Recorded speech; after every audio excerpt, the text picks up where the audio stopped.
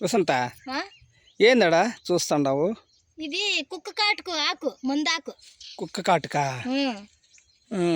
కుక్క కాటుకు చాలా అవసరమే.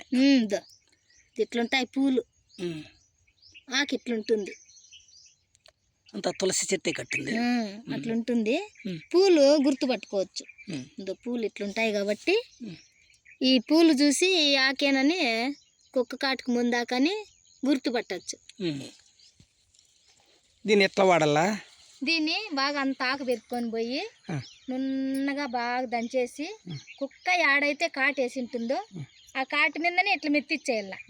ఆకు మెత్తిచ్చేసి దాని మీద రూపాయి బంద అంటే కాసు అనేది కరిపించాలి.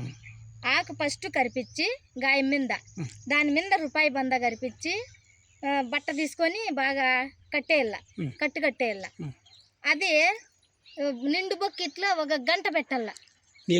నీళ్ళల్లో నీళ్ళు నిండుకు బొక్కిట్లో పట్టుకొని ఒక గంట నీళ్ళల్లో పెట్టేసినామంటే ఆ విషం అంతా తీసేస్తుంది ఆ ఆకు. నీళ్ళే ఎర్రగా అయిపోతాయి. మామూలు కుక్క గరసని, పిచ్చి కుక్క గరసని, ఎలక కాటుకు ఇది బాగా పనిచేస్తుంది. మంచి ఔషధం. మంచి ఔషధం, చాలా అవసరం ప్రపంచంలో అందరికీ. సరే.